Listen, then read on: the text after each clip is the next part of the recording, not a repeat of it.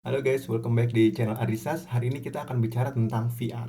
Oke, jadi kebetulan aku diundang sama IPB untuk sharing tentang VR. Jadi hari ini aku sedang berada di Bogor. Jadi sekalian aja aku pengen sharing materi yang aku share di seminar hari ini dengan teman-teman semua. Kebetulan diminta sharing topiknya tentang VR dan education. Jadi ini pas banget karena aku sebagai Intel Innovator, di mana Intel sedang fokus di area VR dan juga Arsa Kids membawa konten edukasi. Jadi mari kita bahas tentang VR dan edukasi. Jadi kita hidup di physical world namanya, dunia nyata, di mana kita bisa memanfaatkan semua panca indera kita untuk berinteraksi dengan lingkungan sekitar kita. Nah, kemudian ada konsep namanya augmented reality.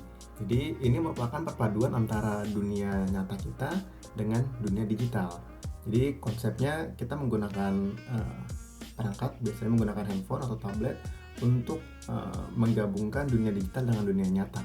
Developer di Indonesia ada yang bikin game augmented reality namanya Octagon Studio. Kebetulan studionya ada di Bandung. Dia bikin kartu seperti ini, dimana kartu ini bisa kamu scan menggunakan handphone dan nanti akan muncul konten digital melalui handphone tersebut yang bisa kita coba nyalakan aplikasinya. Oke, jadi ini ada contoh kartunya. Ini adalah contoh kartunya, gambarnya kodok, dan ini adalah aplikasinya seperti ini. Kalau misalkan kartu ini kita masukkan di belakangnya, akan muncul kodok.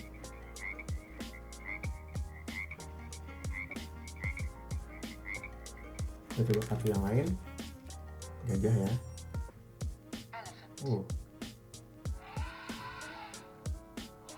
Kartu ini bisa kamu dapatkan di Gramedia, di toko buku, di Books and Beyond sudah juga dijual, dan aplikasinya yang di handphone ini gratis, bisa kamu download. Oke, next adalah konsepnya namanya mixed reality.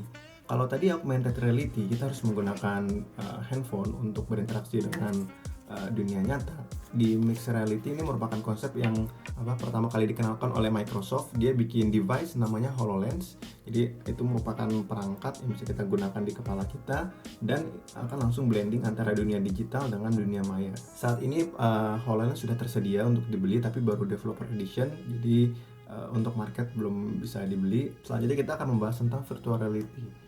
Jadi kalau misalkan di virtual reality, kamu akan masuk ke dalam dunia yang benar-benar berbeda, benar-benar tidak ada hubungannya dengan dunia fisik yang ada di sekitar kamu. Itu kenapa namanya virtual reality.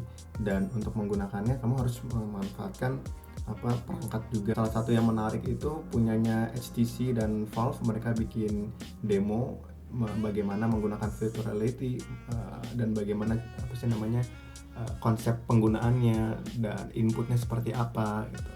Jadi sebenarnya intinya kalau kita bicara VR, AR, dan physical world gitu ya. Kalau misalkan physical world itu dunia nyata, menggunakan HP antara nyata dan digital bisa terhubung gitu ya, bisa terlihat di handphone kita. Lalu ada mixed reality yang menggunakan perangkat devices itu sehingga bisa mengkoneksikan antara dunia nyata dan dunia digital tanpa menggunakan handphone. Dan ada konsep lagi yang namanya virtual reality, di mana world yang kita temui, yang kita lihat itu benar-benar berbeda dengan apa yang ada di sekitar kita. Nah, sedikit share tentang sejarah VR sendiri. VR itu sebenarnya udah ada cukup lama. Dari tahun 1960-an itu sudah ada. Cuma dulu itu konsepnya digunakan untuk simulator, misalkan untuk simulator pesawat, simulator kesehatan, atau misalkan untuk militer gitu ya. Kemudian baru sekitar di tahun 90-an mulai digunakan untuk pasar secara umum.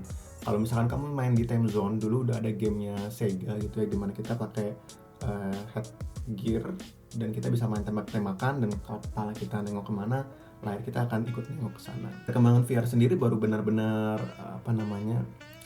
terjadi secara cukup signifikan di tahun 2011 ketika ada campaign Kickstarter di mana ada device namanya Oculus Rift itu mendapatkan funding sekitar 2,4 juta dolar. Baru di tahun 2014-nya Facebook ngebeli Oculus itu seharga sekitar 2 miliar dolar. Di 2014 Google merilis namanya Google Cardboard. Nah, Google Cardboard tuh seperti ini. Ini harganya sekitar 20 dolar. Nah, ini seperti ini, kecil dari kardus bahannya. Nah, cara pakainya adalah kita masukkan HP ke dalam sini, lalu ini ditutup seperti ini. Nah, jadi seperti ini kita pakai dengan cara dipegang. Dan problemnya misalkan input setiap cardboard tuh beda-beda ya. Ada yang pakai magnet, di sini bisa dipencet magnetnya. Kalau yang ini Google VR Cardboard-nya ini versi Google I/O 2016 menggunakan ini. Jadi ini bisa dipencet untuk inputnya. Karena kalau misalkan nggak ada inputnya, kita cuma nonton doang kan, nggak ada interaksinya. Kalau ada inputnya kita bisa melakukan aksi gitu. Ini harga $20. Kalau misalkan yang punyanya Valve dan HTC kayak Vive VR, Oculus Rift, itu harga sekitar di 4 juta, 5 juta, 6 jutaan gitu. Samsung juga ngerilis namanya Gear VR. Nah, Gear VR itu seperti ini. Ini kerjasama dengan Oculus, dimana kita memasukkan perangkat. Ini ada Samsung S7, kita taruh di sini.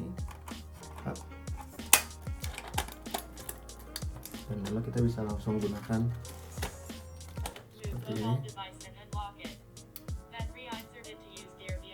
Nah, kalau ini harganya lebih terjangkau daripada punyanya Oculus, sekitar $100. Ada juga yang menarik namanya Project Alloy, itu dibuat oleh Intel, kemarin baru diumumkan di acara IDF, Intel Developer Forum. Yang menarik inovasinya ada dari sisi input. Kalau tadi di cardboard inputnya hanya menggunakan ini, lalu kalau di Gear VR ada inputnya di sini, atas, bawah, kiri, kanan. Lalu kalau misalkan tadi di HTC Vive dia ada perangkatnya. Nah, kalau menggunakan Project Alloy ini inputnya menggunakan tangan langsung. Jadi di depan bagian sisi depannya nanti ada kamera namanya RealSense. Nah, kita bisa langsung berinteraksi dengan objek yang ada di dunia nyata menggunakan tangan kita. Nah, dari sisi penerimaan pasar sendiri sebenarnya diprediksi bahwasannya tahun 2015 dari tahun 2015 kemarin itu adalah momen dimana VR akan semakin naik, dan terbukti di 2016 ini udah ada 3 perangkat VR yang keluar. Ada punyanya Sony, punyanya HTC dan Valve, dan punyanya Oculus. Kemudian juga Google Cardboard juga semakin banyak. Tingkat adopsi di tahun 2016 ini sekitar 38 juta itu pengguna VR, di mana 71%-nya itu di yang tadi Google Cardboard. Kemudian yang premium mobile VR ada 7%, dan perangkat VR yang menggunakan PC ada sekitar 17%, dan yang di konsol menggunakan 5%. Jadi kalau kita bicara ekosistem sendiri, sebenarnya ekosistemnya sudah mulai tumbuh ya, yang mulai dari infrastruktur yang menyediakan hardware-nya, yang menyediakan input buat usernya, kemudian dari tools dan platform untuk developnya, kayak misalkan software yang aku biasa gunakan untuk membuat game, Unity, itu juga sudah support VR, itu software untuk capture-nya, capture misalkan 360 video, dan distribution platformnya juga udah mulai banyak ya. Di Facebook, di YouTube sendiri kamu udah bisa menemukan konten yang dia tuh 360, jadi kamu bisa menggunakan VR untuk entah itu exploration, entah itu nonton gitu, dan distribusi gamenya pun juga sudah banyak. Nah, sekarang pemanfaatan VR untuk edukasi. Google sendiri sudah menggunakan VR, menggunakan Google Cardboard-nya dia untuk masuk ke kelas-kelas. Ada program namanya Expeditions, di mana di program itu Google mencoba mengajak anak-anak yang berada di berbagai wilayah gitu ya, untuk bisa mengenal dunia gitu. Jadi namanya Expedition, jadi bisa dibilang kayak ini studi wisata gitu ya, ke negara lain, ke tempat lain, tapi hanya menggunakan VR.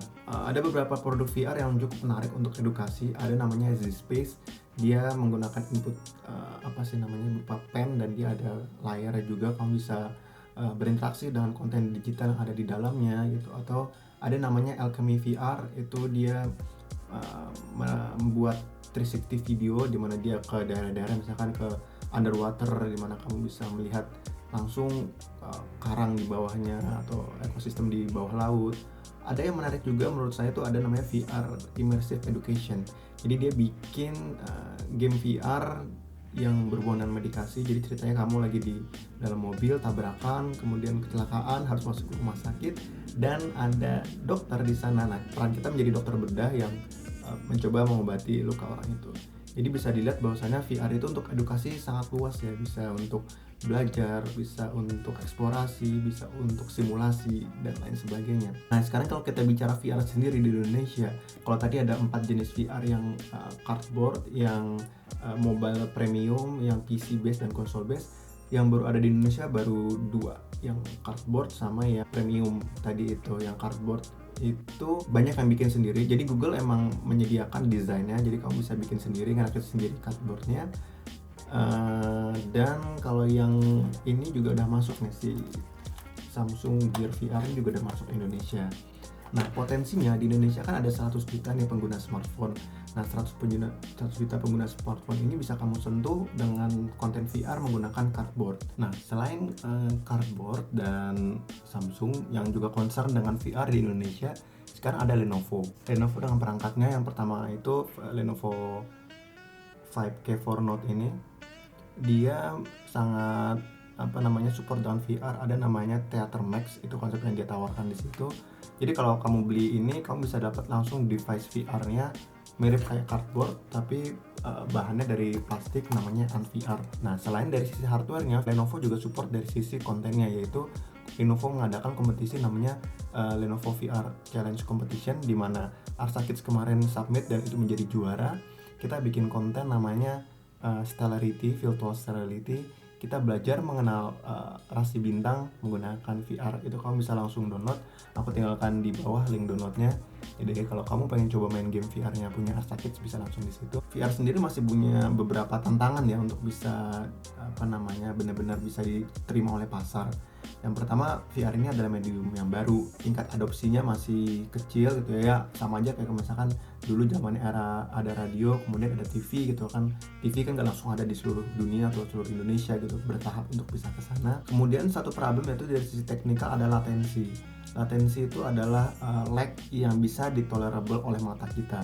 Jadi kalau misalkan mata kita melihat delay lebih dari 20 milisecond, kita akan merasakan kejanggalan, wah ini bukan real world nih, ini ada sesuatu yang aneh nih gitu kan. Oleh karena itu developer harus bisa membuat gimana latensinya atau delaynya tidak lebih dari 20 milisecond gitu. Kemudian problemnya juga adalah tadi VR yang bisa dinikmati secara full lebih imersif itu harganya masih mahal, sehingga masih susah untuk dikonsumsi, apalagi di Indonesia device-nya belum masuk. Nah teknologi VR ini bisa dibilang saat ini masih dalam fase menuju naik ya gitu, dan ke depan ini akan sangat booming gitu.